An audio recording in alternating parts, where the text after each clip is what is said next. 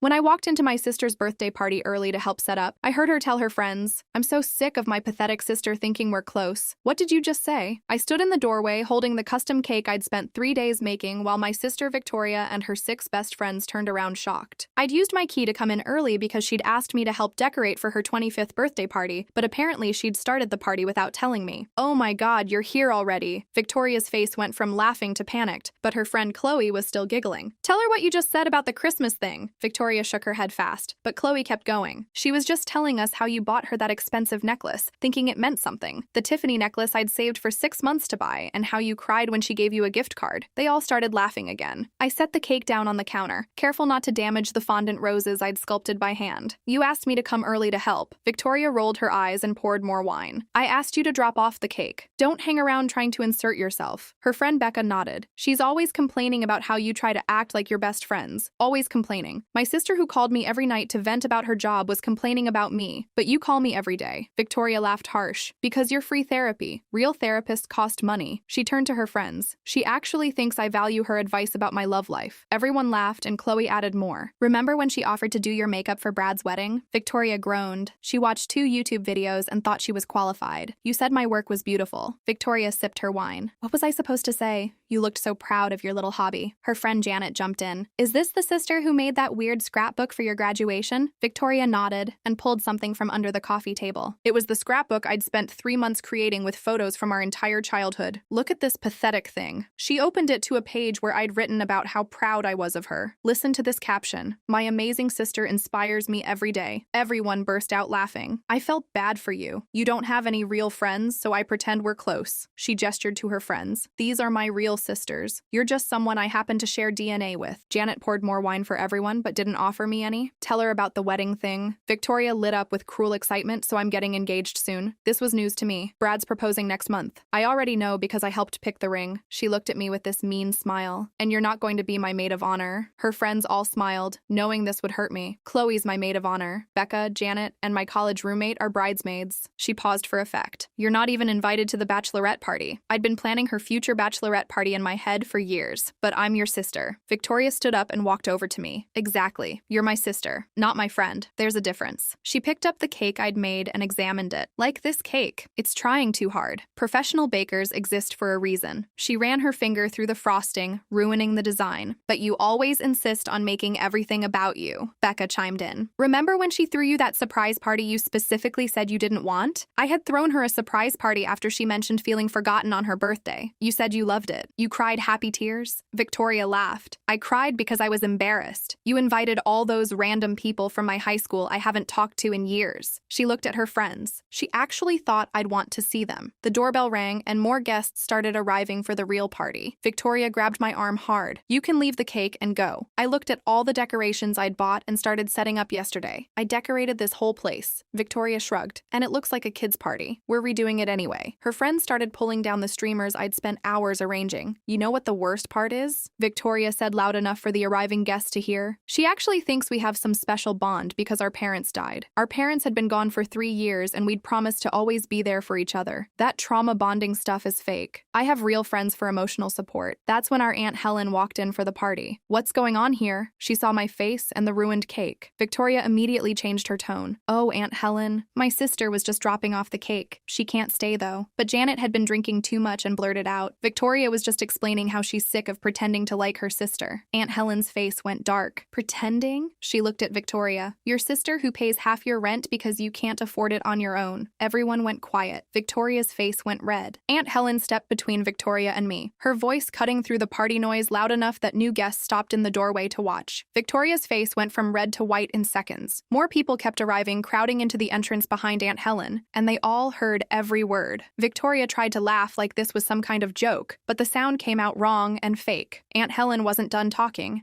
and everyone in that apartment could tell. She looked at Victoria with this expression I'd never seen before, like she was looking at a stranger instead of her niece. The room went completely silent, except for someone's phone buzzing, and Victoria's friends exchanging these uncomfortable looks with each other. I could see Chloe and Bianca trying to figure out if they should say something or just stay quiet. Oilia put down her wine glass and stared at the floor. Victoria opened her mouth to say something, but nothing came out at first. I grabbed my purse from where I'd left it by the door and started gathering up the decorations. I'd paid for the streamers and banners that were already already half pulled down. Aunt Helen followed me into the hallway and put her hand on my shoulder while Victoria stood frozen in her living room doorway. The ruined cake sat on the counter behind her. Fondant roses smashed where she'd run her finger through them. Aunt Helen's voice was quieter now, but still firm when she told me to come stay with her tonight, that we needed to talk about this. I nodded because I couldn't trust my voice to work, right? We walked to the elevator and I could hear Victoria starting to say something to her friends, her voice getting louder and more defensive. The elevator doors closed before I could hear what excuse she was making this time. At Aunt Helen's house, I finally broke down crying, the kind of crying where you can't catch your breath and your whole body shakes. She made tea in her kitchen while I sat on her couch, trying to stop the tears and failing completely. The mug was warm in my hands when she brought it over and sat next to me. I told her everything about how Victoria called me every single night to complain about her job, her coworkers, her problems with Brad.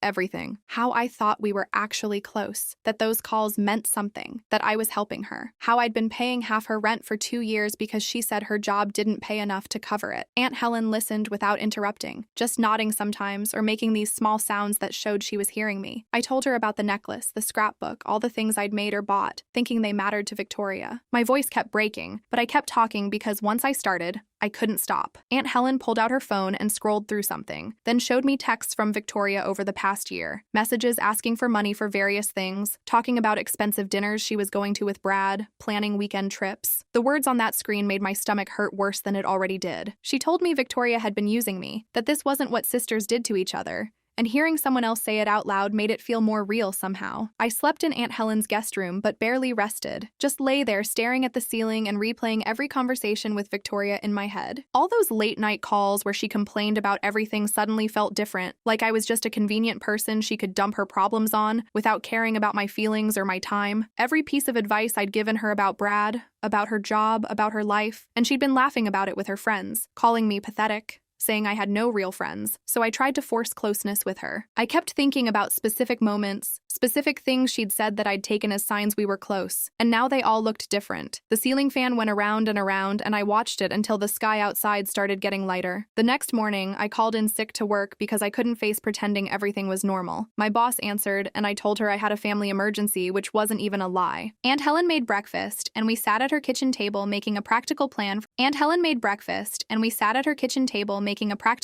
for how I could separate myself from Victoria financially. She had a notepad and wrote things down while we talked. First step was stopping the automatic rent transfer. Second was closing the shared household account we'd set up. Third was getting my name off any bills that had both our names. The list kept growing, and I felt sick looking at how tangled up our lives had become. I checked my bank account on my phone and saw the rent payment was due in 5 days. I'd been automatically transferring my half plus Victoria's half every month, just like clockwork, because she said her job didn't pay enough. But now I was wondering if that was even true or just another lie. The numbers on my screen showed how much money I'd been sending her month after month, and I wanted to throw my phone across the room. Aunt Helen suggested I look at Victoria's social media to see what she'd actually been spending money on. I felt sick doing it, but I opened the apps anyway. Posts about expensive brunches with her friends, new designer bags she'd bought, weekend trips with Brad to places I couldn't afford to go, photos of her wearing clothes that cost more than my rent, pictures of fancy restaurants and cocktails and shopping bags. All of it posted while I'd been eating ramen and peanut butter sandwiches to make sure I could afford to send her that rent money. The dates on the post lined up with times she'd told me she was struggling financially, that she needed my help. I scrolled back through months of posts, and every single one made me feel more stupid for believing her. My phone started buzzing with calls from Victoria. I let them all go to voicemail. By the time I checked, there were 17 missed calls and dozens of texts. The first few texts said, "Sorry," said she didn't mean it, said we should talk. Then they got angry. She said I was being dramatic, that Aunt Helen didn't understand our relationship, that everyone vents to their friends, and I was making a big deal out of nothing. The texts kept coming, and I watched them appear on my screen without responding to any of them. She said her friends were drunk and encouraged her to say mean things. She said I always overreacted to everything. She said I needed to stop being so sensitive and just come home so we could talk about this like adults. I turned my phone face down on the table and left it there. I waited until Tuesday morning when I knew Victoria would be at her office downtown. The apartment key felt heavy in my hand as I unlocked the door and stepped inside. Everything looked the same, but felt completely different now. The couch we'd picked out together at that furniture store last year sat against the wall with the throw pillows I'd sewn by hand. The bookshelf held books we'd both read and discussed over wine on Friday nights, except those conversations were probably just Victoria killing time while waiting for her real friends to be available. My stomach twisted looking at the framed photos on the wall, pictures of us at the beach last summer where we'd laughed so hard we couldn't breathe. I'd thought those moments meant something. I grabbed my suitcase from the closet and started throwing clothes inside without folding them. My hands moved fast, pulling shirts and pants and underwear from drawers,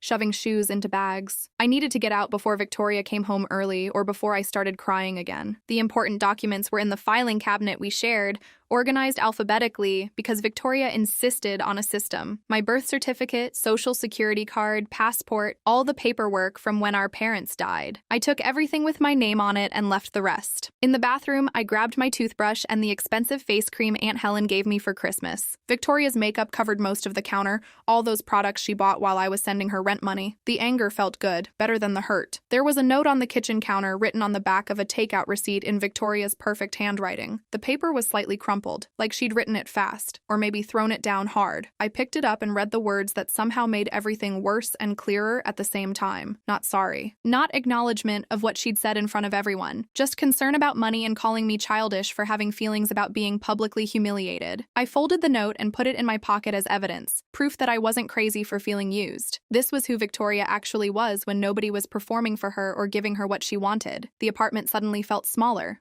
like the walls were closing in. I grabbed my bags and walked out without looking back, leaving my key on the counter next to where her note had been. Work the next day felt impossible. I sat at my desk staring at my computer screen while the words blurred together. My coworker Leanna kept glancing over at me between phone calls. We'd worked together for 2 years, but mostly just talked about projects and deadlines, nothing personal. At lunch, she walked over to my desk with 2 sandwiches from the deli downstairs. She set one in front of me without asking and pulled up a chair. I tried to smile and pretend everything was fine, but my face wouldn't cooperate. She waited, patient, until I finally told her a short version of what happened at the party. Just the basics about Victoria saying cruel things and Aunt Helen revealing the rent situation. Leanna listened without interrupting, and when I finished, she didn't offer empty comfort or tell me it would be okay. She just said her roommate had moved out last week and the spare room was available if I needed a place to stay. No pity in her voice, no making it weird, just a practical solution offered like it was nothing. I almost started crying right there in the office, but managed to hold it together until I could hide in the bathroom. After work, I met Leanna at her apartment across town. The building was older than mine, and Victoria's, but well-maintained with actual character instead of generic modern fixtures. She showed me the empty room that was smaller than what I had now, but the rent was cheaper and the space felt clean and simple. No memories attached to the walls. No furniture I'd bought, thinking I was building a home with my sister. Leanna explained the house rules in a straightforward way. Nothing complicated, just basic respect for shared space. She mentioned her schedule when she was usually home, how she liked things quiet after 10 on weeknights. Everything felt balanced and fair, like she saw me as an equal instead of someone to manage or use. I told her I'd take it, and we shook hands like adults making a business arrangement. She handed me a spare key and said I could move in whenever I was ready. The key felt lighter than the one I'd left at Victoria's place. That evening, I sat in Aunt Helen's guest room with my phone in my hands for 20 minutes before I finally opened my messages. My fingers typed out the text to Victoria without letting myself overthink it or soften the words, just the facts about moving out and paying this month's rent, but nothing after. She could figure out how to afford the place on her own or find someone new to use. I hit send before I could delete it and rewrite it nicer. The response came back so fast she must have been staring at her phone, all capital letters calling me selfish and ungrateful and saying I was abandoning her when she needed me most. More texts followed, each one angrier than the last, blaming me for ruining her life and being dramatic about nothing. I turned my phone face down and left it on the nightstand while my hands shook. The banging on Aunt Helen's front door started at 9 p.m., loud enough to hear from the guest room upstairs. Victoria's voice carried through the walls, high-pitched and crying, saying my name over and over. I stayed in bed listening to Aunt Helen's footsteps going to the door, hearing her firm voice telling Victoria she couldn't come in. Through the floor, I could hear Victoria saying she didn't mean those things, that her friends were drunk and encouraged her, that I was abandoning her over a misunderstanding. The same excuses from her texts,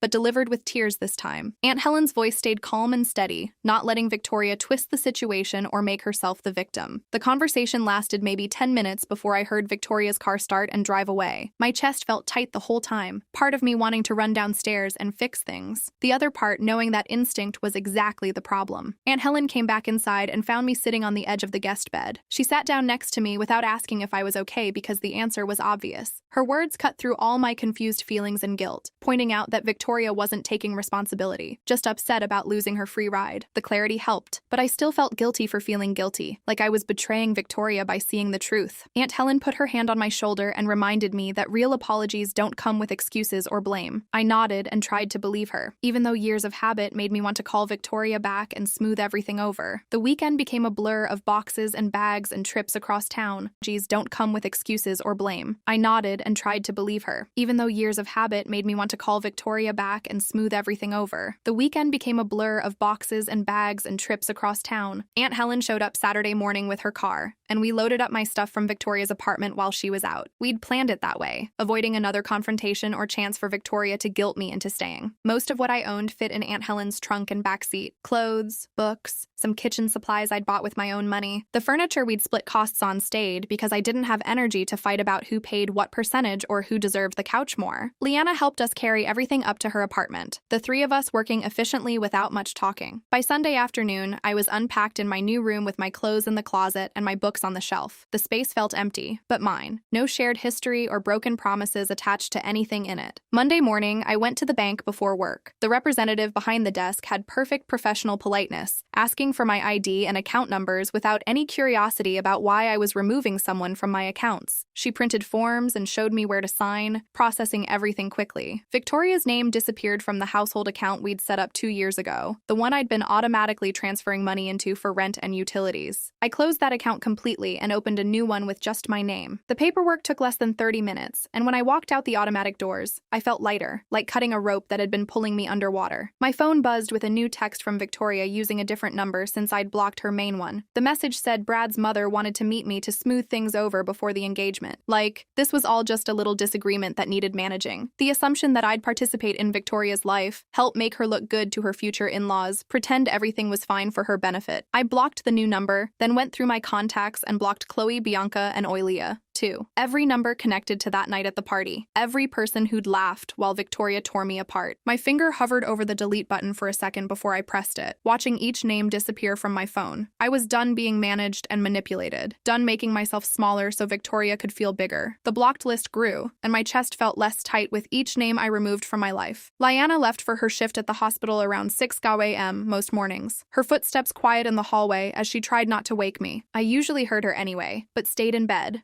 grateful for the consideration. She worked 12-hour shifts 3 days a week, which meant the apartment was mine on those long stretches when I got home from work. The other days, she had off. I'd come back to find her cooking dinner or reading on the couch, and she'd ask if I wanted to join her without any pressure if I said no. We fell into an easy rhythm where we existed in the same space without needing constant interaction. Some nights I'd sit at the kitchen table working on my laptop while she watched TV, and the quiet felt comfortable instead of awkward. When I needed to talk about Victoria or the party or how angry I still felt, Liana would put down whatever she was doing and listen. She didn't offer advice unless I asked for it, didn't try to fix anything, just let me vent until I ran out of words. Having someone who gave me space but also showed up when I needed support felt completely different from what I'd had with Victoria. 2 weeks after moving out, my phone rang with an unknown number. I almost didn't answer, but something made me pick up. A woman's voice introduced herself as Thora Emery, the landlord for the apartment Victoria and I had shared. She sounded tired and a little annoyed when she asked if it was true I'd abandoned the lease without notice. My stomach dropped because I knew exactly what Victoria had told her. I explained that I'd given proper written notice, paid my portion of rent through the end of the month, and left a forwarding address for any deposit return. Thora went quiet for a second before asking why Victoria claimed I'd just disappeared and stuck her with the full rent. I took a breath and told her the truth, that Victoria had been financially capable of paying the full amount all along, that I'd been covering half because she said she couldn't afford it. But that was a lie. Thora made a sound like she was writing something down,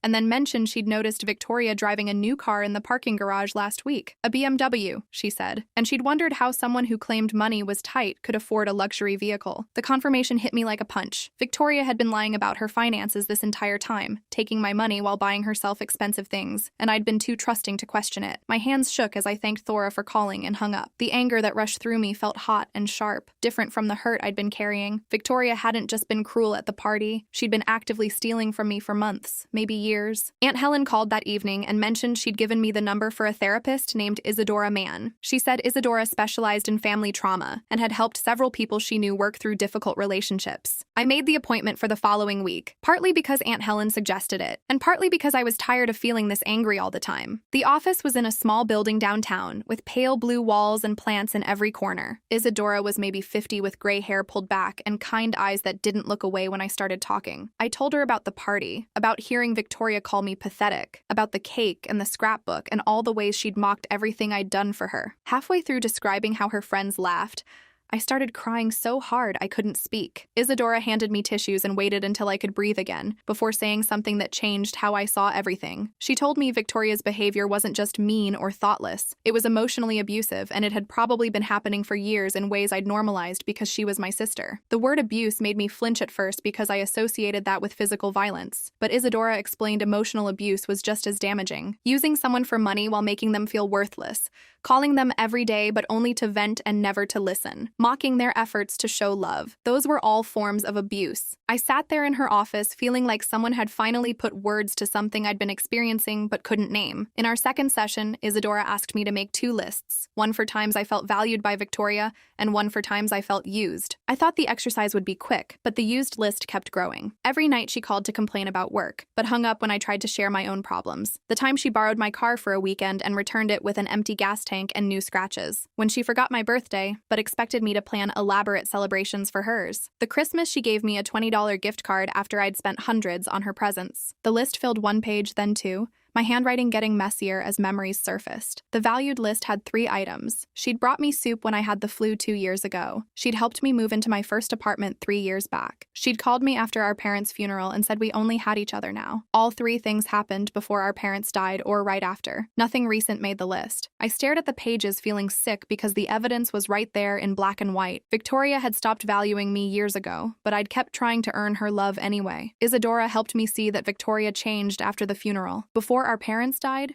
she'd been self-centered, but not cruel. After she became demanding and cold, taking everything I offered without giving anything back. I'd thought we were supporting each other through grief, both of us leaning on our sibling bond to survive the loss. But really, I was supporting her while she used me as a place to dump all her pain and frustration. She processed her grief by making me smaller, by taking out her anger on someone who wouldn't fight back. I became her emotional trash can, somewhere she could throw all her negative feelings without consequences. The realization made me so angry I had to leave the session early, walking around the block 3 times before I could get in my car. All those nights I'd stayed up listening to her cry about missing our parents, offering comfort and reassurance, and she'd been using me the whole time. She never asked how I was grieving, never noticed I was struggling too, just took and took until there was nothing left of our relationship except her needs and my attempts to meet them. At work, I threw myself into a big project my boss had assigned, something about reorganizing our client database that I'd been putting off for weeks without Victoria calling me every night. I had energy left at the end of the day. I stayed late a few evenings working through spreadsheets and data entry that required At work, I threw myself into a big project my boss had assigned, something about reorganizing our client database that I'd been putting off for weeks without Victoria calling me every night. I had energy left at the end of the day. I stayed late a few evenings working through spreadsheets and data entry that required focus I hadn't been able to muster before. My boss stopped by my desk one afternoon and commented on my improved performance. Said she'd noticed I seemed more engaged lately. The compliment felt good in a way Victoria's rare praise never had because it was based on actual observation instead of manipulation. I realized how much mental space Victoria's nightly calls had taken up, how exhausted I'd been trying to solve her problems while neglecting my own work and life. Now that space was mine again, and I could use it for things that actually mattered to me. Aunt Helen invited me to Sunday dinner and mentioned on the phone that she'd told other family members what happened at the party. My stomach twisted with anxiety because I didn't know how they'd react. Would they think I was overreacting? Would they tell me to forgive Victoria because she's family? Aunt Helen must have heard the worry in my silence because she quickly added that everyone was on my side and angry at Victoria for how she'd treated me. The dinner was at Aunt Helen's house with my uncle and 2 cousins I hadn't seen in months. I walked in nervous, expecting awkward conversations or pressure to reconcile, but instead my uncle hugged me tight and told me he was proud of me for leaving. My cousins both said they'd heard what Victoria did and couldn't believe she'd been so cruel. The support felt overwhelming in the best way, like I'd been bracing for criticism and got validation instead. During dinner, my cousin Sarah shared a story about Victoria showing up at her college graduation party years ago and spending the whole time complaining about the food and decorations. Sarah had planned everything herself, and Victoria made her feel stupid for trying. My other cousin mentioned Victoria had been rude to his girlfriend at Thanksgiving, making comments about her weight that made everyone uncomfortable. My uncle talked about how Victoria borrowed money from him last year and never paid it back, then got angry when he asked about it. As everyone shared their experiences, I realized Victoria's cruelty wasn't unique to me. She'd been dismissive and mean to multiple family members, but I'd accepted it as normal because she was my sister, and I thought that meant I had to tolerate anything. Everyone else had pulled back from her, set boundaries, stopped expecting her to be kind. I was the only one still trying to have a close relationship with someone who'd shown me repeatedly she didn't want one. After we finished eating, Sarah pulled me aside and told me Victoria had called her 3 days ago, asking for money. Victoria claimed I'd abandoned her and she couldn't afford rent now, making it sound like I'd left without warning or reason. Sarah said she'd told Victoria no and suggested she get a second job like I'd done when I was helping support both of us. Victoria had gotten angry and hung up, which didn't surprise me at all. The fact that she was calling relatives asking for money while driving a BMW made my blood boil all over again. She hadn't learned anything from losing me, hadn't reflected on her behavior, or tried to change. She just wanted to find someone else to use, another person who would give her money and emotional support without expecting anything in return. I felt grateful my family could see through her manipulation, that they weren't falling for her victim act the way I had for so long. 3 weeks after moving out, I woke up without that tight feeling in my chest for the first time in months. The nightmares about Victoria laughing at me while I tried to explain myself had stopped happening every night. Now they only came once or twice a week, and I could actually fall back asleep afterward instead of lying awake until morning. Leanna and I started cooking dinner together on weekends. Nothing fancy, just pasta or stir-fry, but it felt good to share a kitchen with someone who didn't criticize how I chopped vegetables or tell me I was doing everything wrong. She invited me to meet her friends at a bar one Thursday night, and I almost said no, because meeting new people scared me after everything with Victoria. But I went and her friends were actually nice. They asked me questions about my life and seemed interested in the answers. Nobody kept score of who paid for drinks or who talked more. When I mentioned I'd just moved, nobody demanded to know why, or pushed for details I wasn't ready to share. One of her friends, a guy named Andrew, told a funny story about his own sister drama, and everyone laughed with him instead of at him. Walking home that night, I realized I'd gone 3 whole hours without thinking about Victoria once. The next morning, I opened my email and saw a message from an address I didn't recognize. The subject line said, "Please read this." And when I opened it, I saw Victoria's name at the bottom. She must have created a new account after I blocked her main one. The email was long, at least 10 paragraphs,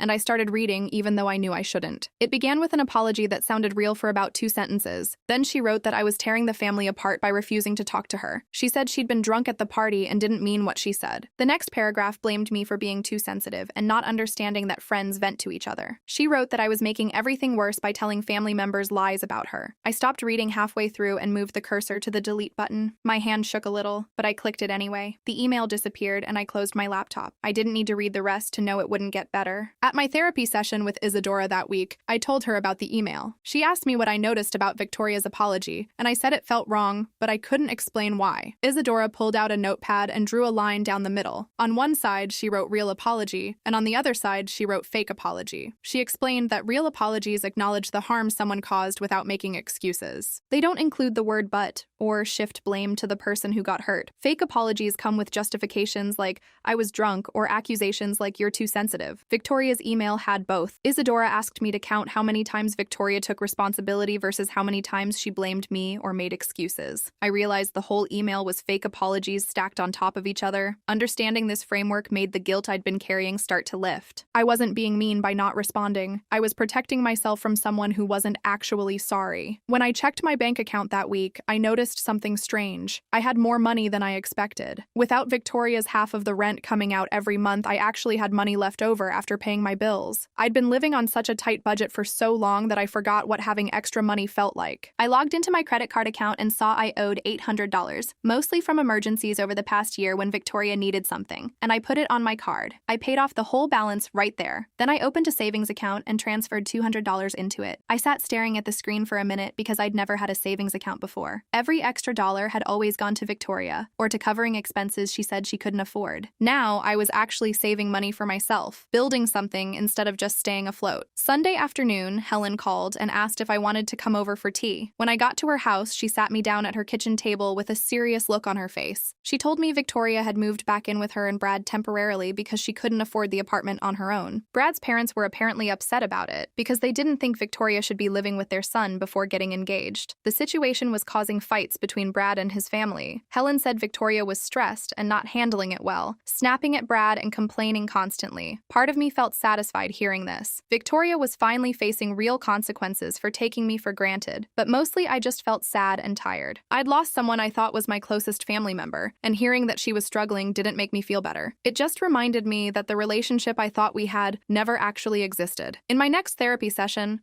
I told Isadora about feeling guilty for being glad Victoria was facing consequences. Isadora leaned forward and said something that stuck with me. She said, "I didn't lose a real relationship with Victoria. I lost an illusion of a relationship. The sister I thought I had, the one who valued me and cared about me, was never real. Victoria showed me who she actually was at that party. Grieving the loss of what I thought we had was valid, but it was different from grieving the loss of a real mutual relationship. The grief I felt was for the sister I imagined, not the sister who actually existed. This helped me understand why I felt so confused. I was mourning something that never existed in the first place." A month after the party, I got a message on social media from Chloe. I almost deleted it without reading, but curiosity won. She wrote that she was sorry for laughing at me and encouraging Victoria to be cruel. She said watching Victoria spiral after I left made her realize how toxic their whole friend group was. Chloe explained that she'd pulled back from Victoria and was trying to be a better person. The message ended with her asking if we could talk sometime. I read it twice, then closed the app without responding. Maybe Chloe really was sorry. Maybe she really did learn something, but I didn't owe her forgiveness or my time. She participated in humiliating me in front of a room full of people. Her growth journey wasn't my responsibility. At work on Wednesday, my boss called me into her office and I felt my stomach drop. Getting called to the boss's office never meant anything good. But when I sat down, she smiled and told me I was getting promoted to senior associate. She said my performance over the past month had been outstanding, that I'd shown initiative and focus that impressed the whole team. The promotion came with a raise and better benefits. I thanked her and tried to act professional, but inside I was screaming with excitement. Without Victoria's drama eating up all my mental energy, without the nightly phone calls and constant crisis management, I actually had space to focus on my career. I was advancing and building something for myself, instead of treading water while supporting someone who didn't appreciate it. That weekend, Liana and I were watching TV when she muted a commercial and turned to me. She said she'd been thinking about getting a cat and wondered if I'd want to adopt one together. The idea surprised me at first. I'd never had a pet, and sharing responsibility for something felt scary after everything with Victoria. But then I realized this was different. Liana was asking me to build something positive with her, to make this apartment feel like home instead of just a place I escaped to. She wasn't asking me to take care of her cat. She was asking us to take care of our cat together. I said yes before I could overthink it. We went to the shelter on Sunday morning and walked through rows of cats in cages. Most of them ignored us or hissed, but one orange tabby pushed his face against the bars and meowed at us. The shelter worker said his name was Marmalade, and he'd been there for 3 months because people wanted kittens instead of adult cats. Liana opened the cage and the cat immediately rubbed against her hand, purring so loud we could hear it across the room. She looked at me and I nodded. We filled out the adoption papers and the worker helped us load the cat carrier into Liana's car. On the drive home, Liana said we should rename him something that matched his color. I suggested Toast, and she laughed, saying it was perfect. Back at the apartment, we set up his litter box and food bowls together. Toast explored every corner of the space, sniffing everything and marking territory. Watching Liana and me work together to make him comfortable, sharing this responsibility in a healthy way where we both contributed equally, showed me what balanced relationships actually looked like. Nobody was keeping score. Nobody was taking advantage. We were just two people taking care of something together because we both wanted to. The next day at work, I sat at my desk eating the salad I'd packed when the receptionist called my extension. She said someone was here to see me, but before I could ask who, I heard Victoria's voice in the background getting louder. I grabbed my phone and walked to the lobby where Victoria stood near the front desk, with tears running down her face. She saw me and started walking fast in my direction, saying we needed to talk right now. I told the receptionist to call security and stepped back toward the hallway. Victoria followed me saying I was being dramatic, and we were sisters, and she just needed 5 minutes. Security arrived within seconds. 2 guys I recognized from seeing them in the building. I told them I didn't want contact with this person and asked them to escort her out. Victoria started crying harder and reaching for my arm, but one of the security guards gently blocked her path. She kept saying my name over and over while they walked her toward the exit. My coworkers were staring from their desks, and I felt my face get hot. I went back to my office and closed the door, sitting down in my chair with my hands shaking so hard I had to put them flat on the desk to make them stop. The shaking lasted almost an hour, coming in waves every time I replayed Victoria crying in the lobby. But underneath the shaking was something else. something that felt almost like pride. I'd held the boundary, even when she cried, even when she made a scene, even when part of me wanted to just talk to her to make it stop. Around 3 that afternoon, my boss knocked on my door and asked if I had a minute. I followed her to her office, expecting some kind of lecture about personal drama at work. Instead, she closed the door and asked if I was okay. I explained briefly that it was a family situation I was handling and apologized for the disruption. She waved off the apology and said she'd already talked to security about updating their system with Victoria's photo so she couldn't get into the building again. The institutional support, having my workplace actively protect me from Victoria, felt validating in a way I hadn't expected. My boss asked if I needed to take the rest of the day off, but I said I'd rather stay busy. She nodded and told me her door was open if I needed anything else. That week in therapy, Isadora and I started working on something new. She asked me to talk about my parents' death separately from Victoria's betrayal, to process those as 2 different traumas instead of one combined thing. I realized as I talked that I'd never properly grieved my parents because I was too busy trying to keep Victoria afloat. When Mom and Dad died, Victoria fell apart immediately, and I stepped into the role of holding everything together. I planned the funeral, handled the estate paperwork, made sure Victoria ate and showered and got to work. I thought I was being strong, being the good sister, but really I was just delaying my own grief. That delayed grief was hitting me now, alongside everything else. 3 years of sadness I'd pushed down coming up all at once. Isadora helped me see that Victoria had weaponized our parents' memory, used their death as a way to keep me tied to her. The trauma bond Victoria dismissed as fake was actually real for me,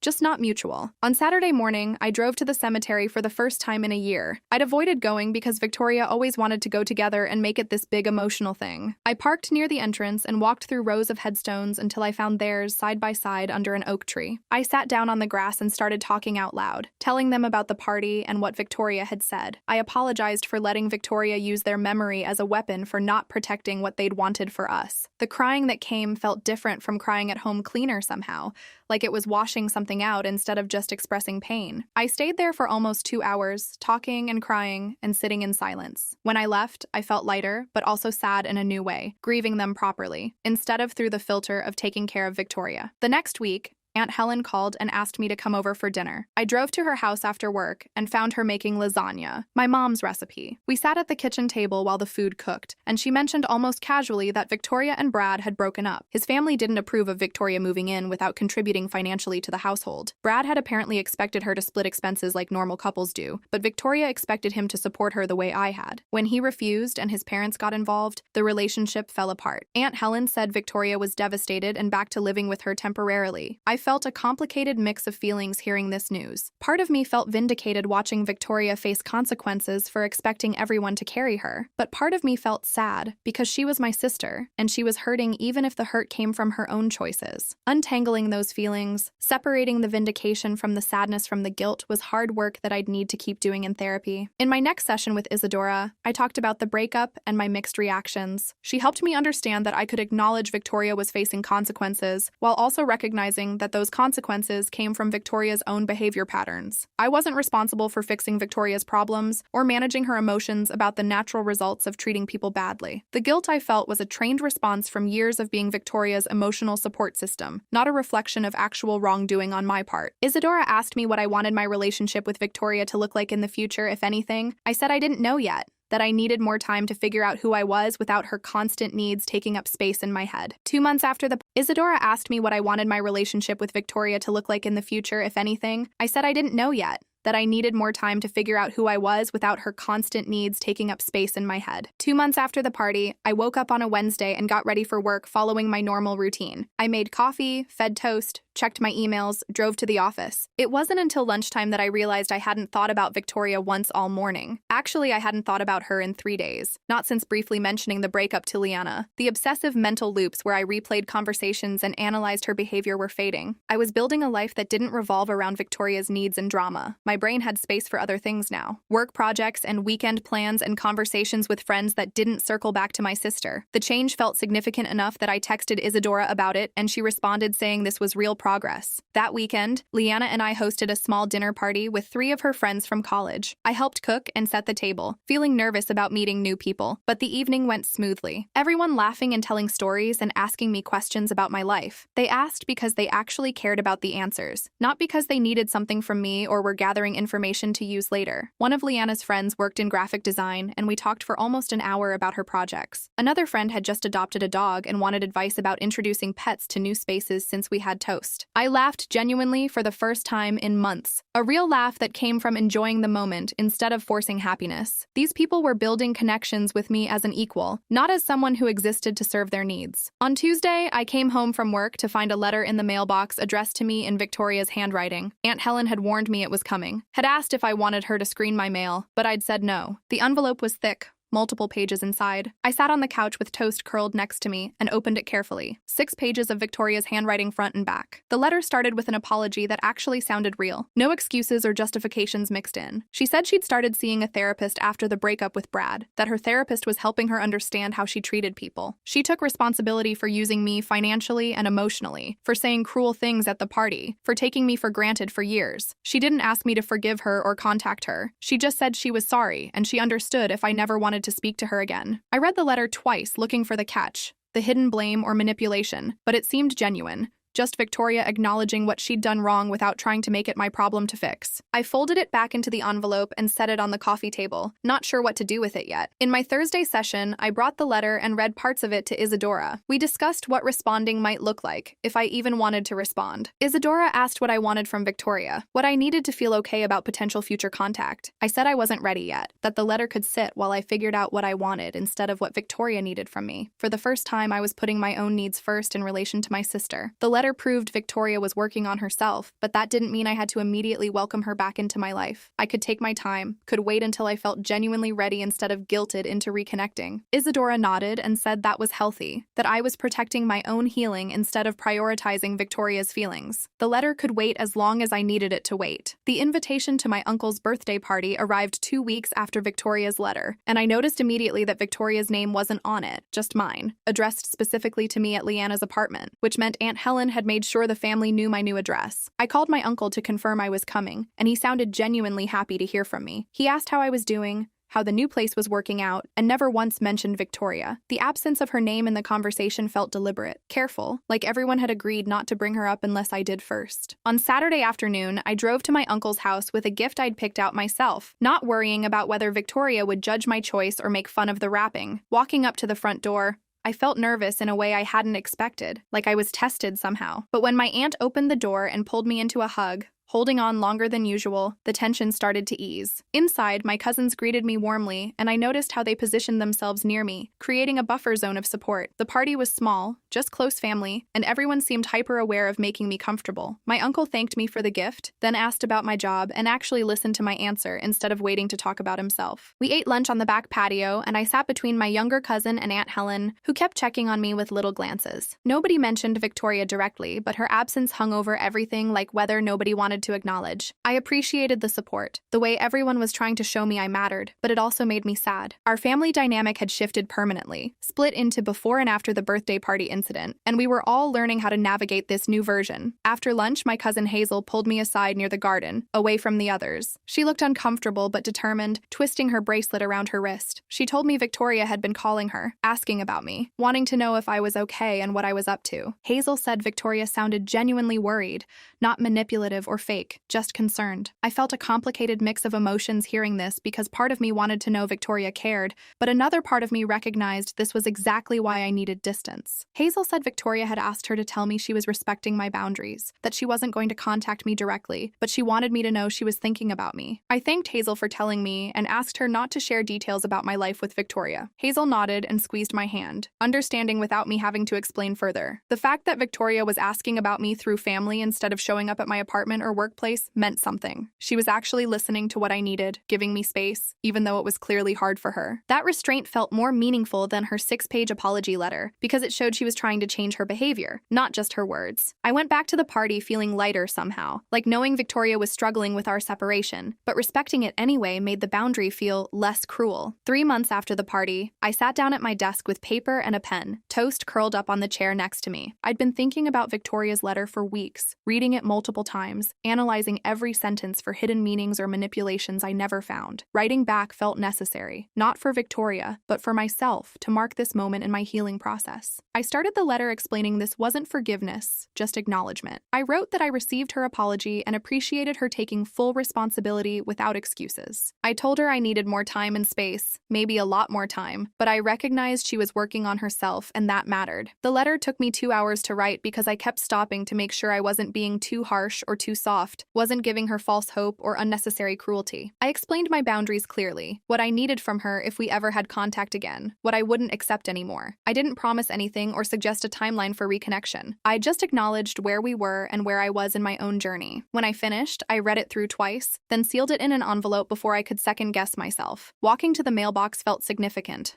like I was closing one chapter of my life and accepting that the next chapter might not include Victoria the way the previous ones had. Dropping the letter in the slot, I felt relief mixed with sadness, but mostly, I felt clear. I'd said what I needed to say without anger or bitterness, and now it was done. My company sent me to a marketing conference in Chicago 2 weeks later, my first work trip since everything happened. The change of scenery felt good being in a different city where nobody knew about my sister drama or family complications. I focused on the conference sessions, taking notes, and networking with other professionals in my field. My boss had specifically chosen me for this trip because of my recent excellent performance, which felt validating in a way that had nothing to do with Victoria. During breaks, I explored the city, ate at restaurants I picked myself, and enjoyed the freedom of making decisions based only on what I wanted. The conference covered new marketing strategies and digital trends, and I found myself genuinely engaged, asking questions and contributing ideas.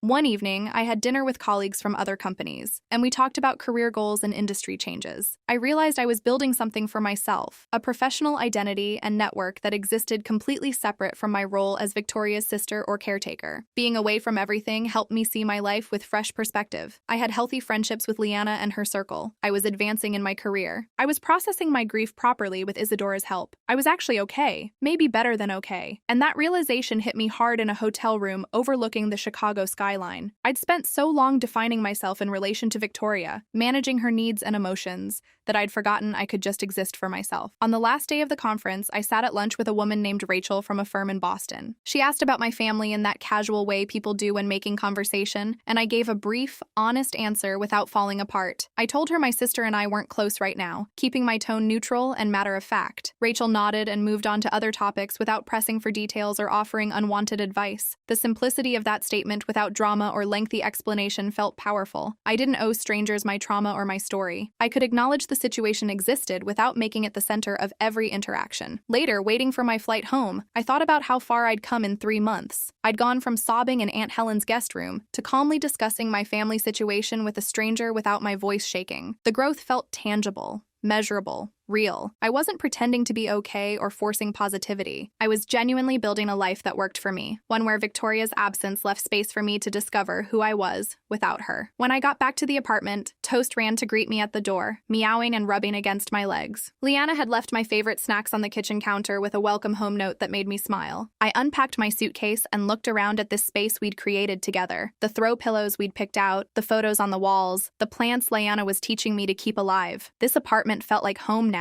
Not just a refuge I'd escaped to. I wasn't living here because I had nowhere else to go. I was living here because I wanted to, because I was building a life I actually liked instead of one built around managing Victoria's needs and moods. Liana came home from work an hour later, and we made dinner together while I told her about the conference. She asked good questions and seemed genuinely interested in my professional growth, celebrating my successes without making them about her. That evening, sitting on the couch with Toast between us watching a movie, I felt content in a way I hadn't felt in years. This was what healthy relationships looked like. What reciprocal care and support felt like. I wasn't constantly worried about saying the wrong thing or being judged for my choices. I could just exist. Aunt Helen called the next week and invited me to lunch at her favorite cafe downtown. We met on Saturday afternoon, and she hugged me tight before we went inside. Over sandwiches and coffee, she asked how I was doing, really doing? And I told her honestly about my progress. She listened carefully, nodding and asking follow-up questions that showed she understood the complexity of my situation. Then she brought up Victoria, gently and carefully, watching my face for signs I wanted her to stop. She said Victoria was doing better, working 2 jobs now, seeing her therapist regularly, taking real responsibility for her life. Aunt Helen said she wasn't pushing me to reconnect or suggesting I owed Victoria anything. She was just planting a seed, asking if I'd be willing to see Victoria at some point in the future. Not soon, but eventually. I sat with the question for a moment, stirring my coffee and thinking about what I actually wanted. I told Aunt Helen maybe someday, but I wasn't ready and might never be ready, and I needed her to be okay with that uncertainty. She reached across the table and squeezed my hand, telling me she supported whatever I decided and wouldn't pressure me either way. The conversation felt important because it acknowledged that reconciliation was possible without demanding it happen on anyone's timeline but mine. That night, lying in bed, scrolling through my phone, I realized I hadn't checked Victoria's social media in weeks. I used to look at her posts multiple times a day, tracking her life and activities, wondering what she was doing and if she was thinking about me. Now, I couldn't remember the last time I'd searched for her profile or looked at her updates. The mental energy I'd spent on her for years, worrying about her feelings and monitoring her moods, was now going toward my own goals and happiness. I was reading books I wanted to read, taking an online photography class, planning a weekend trip with Leanna to visit her family. My thoughts weren't consumed by Victoria anymore. She existed somewhere in my life, in my past, and maybe in my future, but she wasn't the center of my present. That shift felt monumental, like I'd finally stepped out of her shadow and into my own light. In my Thursday session with Isadora, we discussed what healthy boundaries with Victoria might look like if I ever chose to have contact again. Isadora helped me map out what limited structured interaction could look like, with clear consequences if Victoria reverted to old patterns. We talked about meeting in public places, keeping conversations focused on specific topics, having an exit strategy if things went wrong. Isadora emphasized that I got to set the terms of any future relationship, that I didn't owe Victoria the closeness we used to have just because we were sisters. Having this framework made the possibility of future contact feel less scary, more manageable. I could imagine seeing Victoria again without immediately returning to our old dynamic where I absorbed all her problems and emotions. The boundaries we discussed weren't mean or punitive. They were protective, designed to keep me safe while allowing for the possibility that Victoria had genuinely changed. Isadora reminded me I could always change my mind, that choosing to see Victoria once didn't mean committing to ongoing contact. I had control over this process, and that control felt empowering. The lease renewal papers arrived in the mail, and Leanna and I sat at the kitchen table reviewing them together. She asked if I wanted to stay another year, making it clear she hoped I would, but wouldn't pressure me either way. I looked at the apartment around us, thought about the life I'd built here, and realized I wanted to stay. Signing that paperwork felt significant, like I was committing to this new life I'd created rather than leaving options open to return to my old one. I wasn't keeping one foot out the door anymore, waiting to see if things with Victoria would improve enough for me to move back. I was choosing this space, this roommate, this version of my life where I came first. Leanna signed her section, then I signed mine, and we celebrated with ice cream and a movie. Later that night, I thought about how much had changed in 3 months. I'd gone from standing in Victoria's apartment holding a ruined cake to signing a lease on a home where I felt valued and safe. The distance between those 2 moments felt enormous, like I'd traveled years instead of months. I still had work to do in therapy, still had complicated feelings about Victoria and our family, but I was genuinely happy with where I was. That happiness didn't depend on Victoria changing or apologizing or wanting me back in her life. It existed independently, built on my own choices and relationships and growth, and that made it real. I scheduled the tattoo appointment for a Tuesday afternoon when I knew I'd have time to sit with the decision without rushing back to work. The shop was small and clean,